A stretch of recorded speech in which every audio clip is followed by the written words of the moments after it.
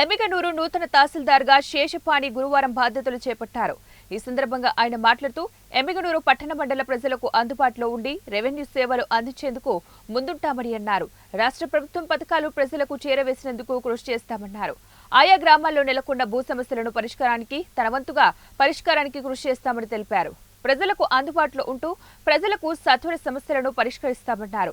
భూ సమస్యల నుంచి లబ్ధిదారులు సలహాలు సూచనలు చేస్తామని, ఇద్దరి మధ్యలో భూ సమస్యల పరిష్కారానికి ప్రయత్నం చేస్తామని తెలిపారు.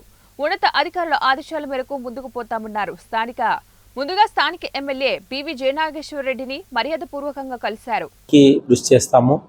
రెవెన్యూ యంత్రాంగాన్ని పూర్తి సన్నద్ధం చేసి ఎక్కడే కానీ లెథర్జీ అంటే కొంచెం స్లోగా ఇట్లా అనేది లేకుండా కొంచెం వేగంగా పనులు కూడా సమర్థవంతంగా కంప్లీట్ చేయడానికి ప్రయత్నం చేస్తాము.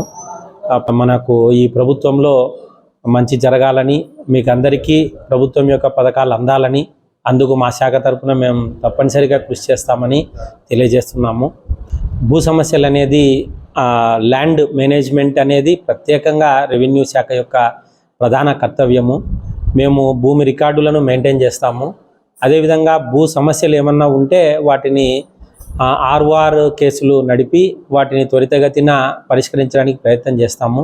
అయితే లాంగ్ పెండింగ్ కేసులు, కోర్టులో ఉండే వివాదాలు ఉండే సమస్యలు కొంచెము పూర్తిగా ఇబ్బందికరంగా ఉంటే గనక, దానివల్ల లా అండ్ ఆర్డర్ ఉత్పత్తి అయ్యే సమస్యలు ఉంటే అలాంటి వాటికి సపరేట్గా కొంచెము 1-2 హీరింగ్లు మాత్రమే జరిపి మనము కోర్టు నందు తెంచుకునే విధంగా వాళ్లకు సూచనలు సలహాలు ఇవ్వడం జరుగుతుంది.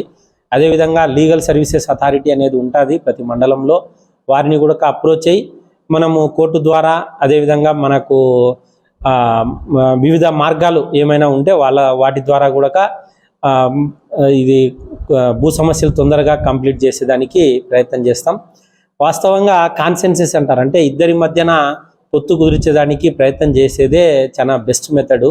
ఇప్పుడు గతంలో ఉన్నటువంటి ఎన్వి వెంకటరమణ సార్ గారు ఇది మనకు ఏర్పాటు చేసినారు హైదరాబాద్లో, ఢిల్లీలో, ఇక్కడంతా.